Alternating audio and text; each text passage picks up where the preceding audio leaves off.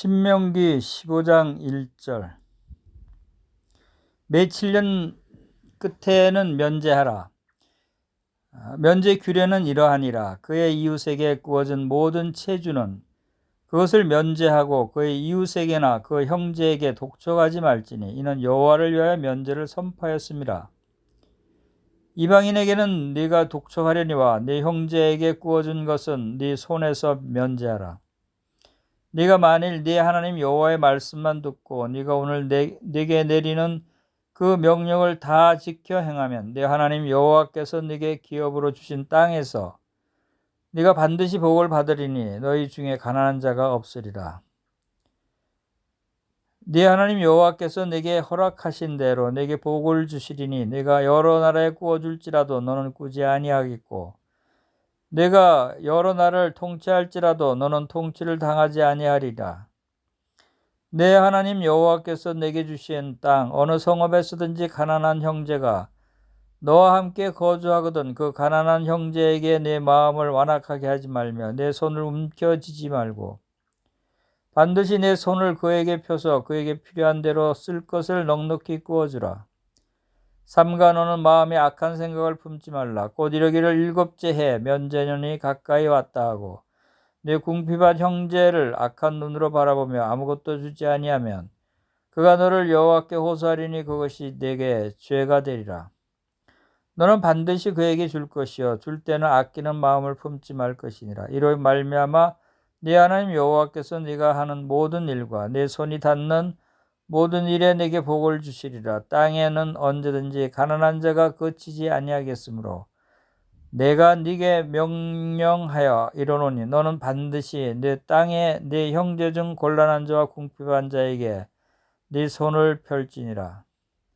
네 동족 히브리 남자 히브리 여자가 네게 팔렸다 하자. 만일 6해 동안 너를 섬겼거든 일곱째 해에 너는 그를 놓아 자유롭게 할 것이요 그를 놓아 자유하게 할 때에는 빈손으로 가게 하지 말고 네 양무리 중에서와 타작 마당에서와 포도주 틀에서 그에게 후히 줄지니 곧 네 하나님 여호와께서 네게 복을 주신 대로 그에게 줄지니라.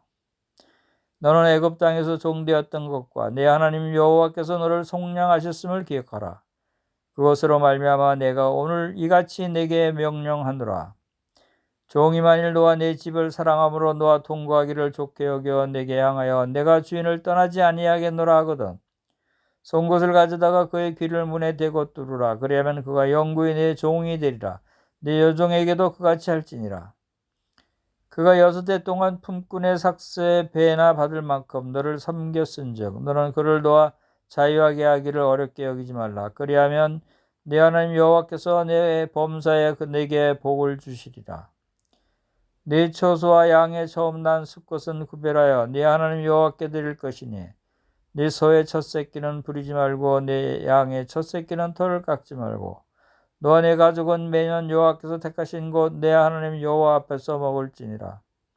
그러나 그 짐승이 흠이 있었어 절거나 눈이 멀었거나 무슨 흠이 있으면 내 하나님 여호와께서 잡아들이지 못할지니 네 성중에서 먹되 부정한 자나 정한 자가 다 같이 먹기를 노루와 사슴을 먹음같이 할 것이요 오직 피는 먹지 말고 물같이 땅에 쏟을지니라.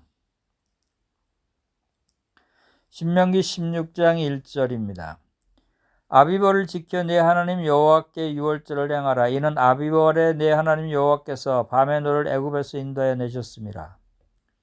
여호와께서 자기의 이름을 두시려고 택하신 곳에서 소와 양으로 내 하나님 여호와께 유월절 제사를 드리되 유교병을 그것과 함께 먹지 말고 이래 동안은 무교병 곧 고난의 떡을 그것과 함께 먹어라. 이는 네가 애굽 땅에서 급히 나왔음이니 이같이 행하여 내 평생에 항상 네가 애굽 땅에서 나온 날을 기억할 것이니라. 그 이래 동안에는 네 모든 지경 가운데 누룩이 보이지 않게 할 것이요 또 네가 전날 해질 때에 제사 드린 고기를 밤을 지내 아침까지 두지 말 것이며 유월절 제사를 네 하나님 여호와께서 내게 주신 각 성에 드리지 말고 오직 네 하나님 여호와께서 자기의 이름을 두시려고 택하신 곳에서 네가 애굽에서 나오던 시각 곧 초저녁 해질 때 유월절 제물을 드리고 내 하나님 여호와께서 택하신 곳에서 그 고기를 구워 먹고 아침에 내 장막으로 돌아갈 것이니라. 너는 엿새 동안은 무교병을 먹고 일곱째 날에 내 하나님 여호와 앞에 성회로 모이고 일하지 말지니라. 일곱 주를 셀지니 곡식의 낫을 대는 첫날부터 일곱 주를 세어 내 하나님 여호와 앞에 칠칠절을 지키되 내 하나님 여호와께서 내게 복을 주신 대로 내 힘을 헤아려 자원하는 예물을 드리고 너와 내 자녀와 노비와 내 성중에 있는 레위인과 및 너희 중에 있는 객과 고아와 과부가 함께 내 하나님 여호와께서 자기의 이름을 두시려고 택하신 곳에서 내 하나님 여호와 앞에서 즐거워할지니라. 너는 애굽에서 종되었던 것을 기억하고 이 규례를 지켜 행할지니라. 너희 타작마당과 포도주 틀에 소출을 거두어 들인 후에 이래 동안 초막을 지킬 것이요 절기를 지킬 때에는 너와 내 자녀와 노비와 내 심중에 거주하는 레위인과 객과 고아와 과부가 함께 즐거워하되 내 하나님 여호와께서 택하신 곳에서 너는 이래 동안 내 하나님 여호와 앞에서 절기를 지키고 내 하나님 여호와께서 내 모든 소출과 내 손으로 행한 모든 일에 복 주실 것이니 너는 온전히 즐거워할지니라. 너의 가운데 모든 남자는 1년에 3번 곧 무교절과 칠칠절과 초막절에 내 하나님 여호와께서 택하신 곳에서 여호와를 배웁되 빈손으로 여호와를 배웁지 말고 각 사람이 내 하나님 여호와께서 주신 복을 따라 그 힘대로 드릴지니라. 내 하나님 여호와께서 내게 주시는 각 성에서 내 지파를 따라 재판장들과 지도자들을 둘 것이요 그들은 공의로 백성을 재판할 것이니라. 너는 재판을 굽게 하지 말며 사람을 외모로 보지 말며 또 뇌물을 받지 말라. 뇌물은 지혜자의 눈을 어둡게 하고 의인의 말들을 굽게 하느니라. 너는 마땅히 공의만을 따르라. 그리하면 네가 살겠고 내 하나님 여호와께서 내게 주시는 땅을 차지하리라. 내 하나님 여호와를 위하여 쌓은 제단 곁에 어떤 나무로든지 아세라상을 세우지 말며 자기를 위하여 주상을 세우지 말라. 내 하나님 여호와께서 미워하시느니라.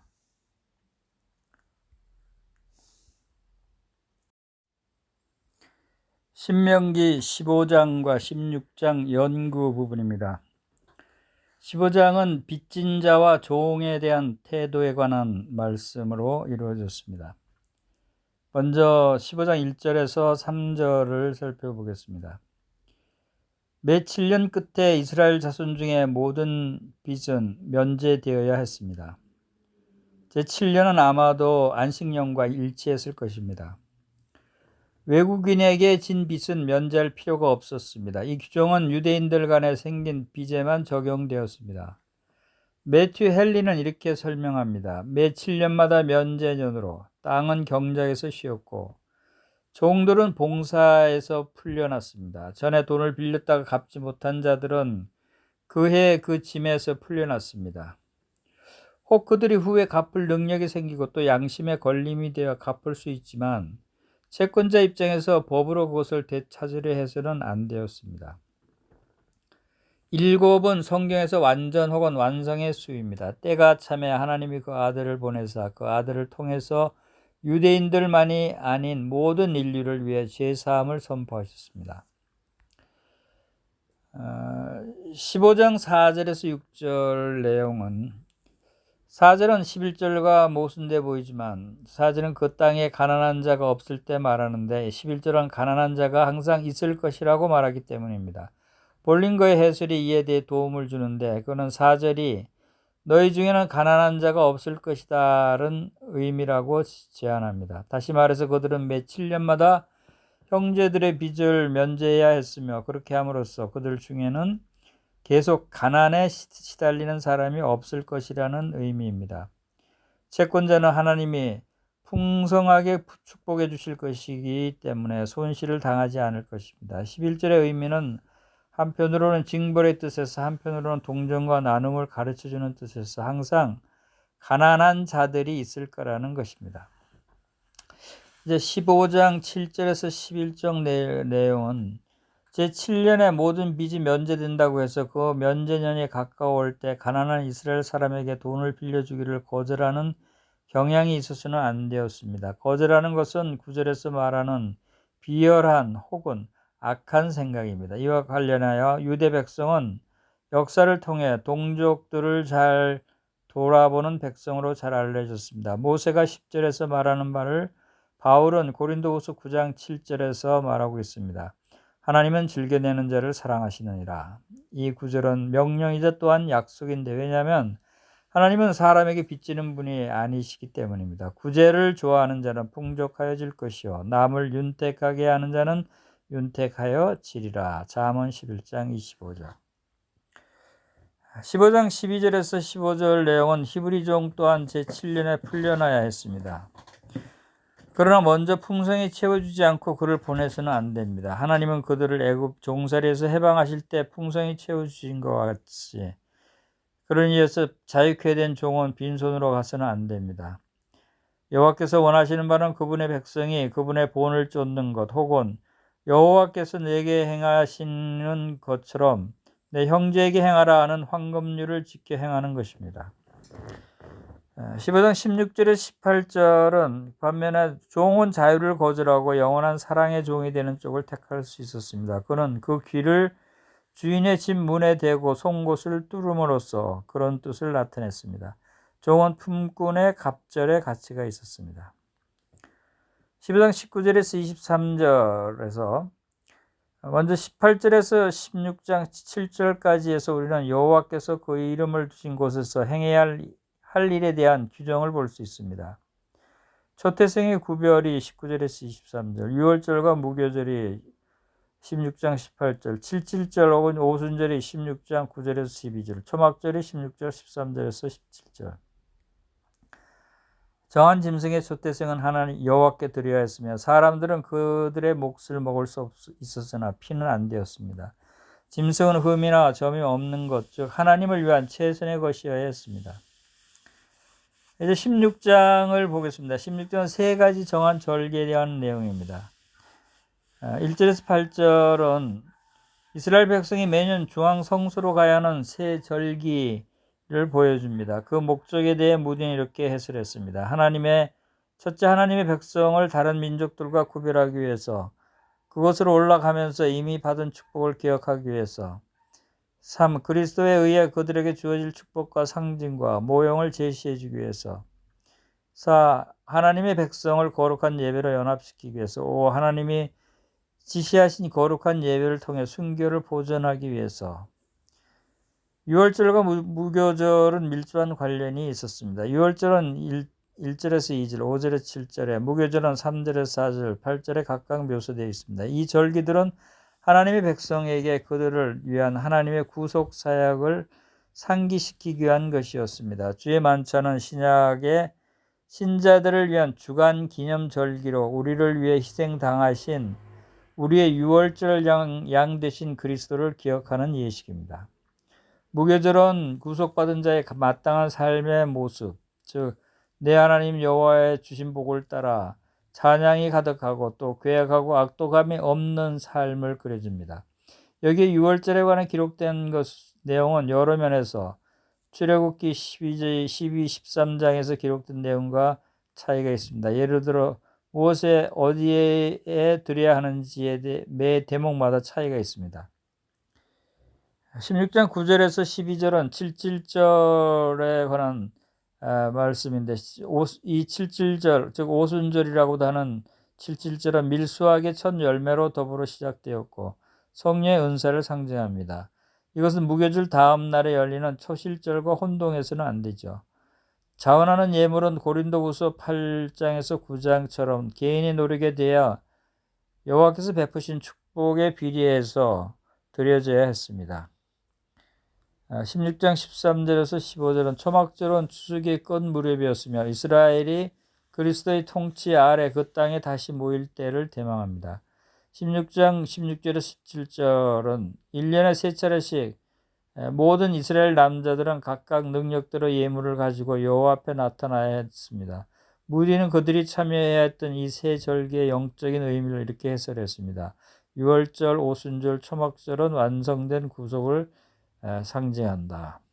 십자가의 순환을 통해서 고난을 말씀하시고 성령 강림을 통해서 은혜를 말씀하시고 장차올 왕의 마지막 승리를 통해서 영광을 드러내십니다.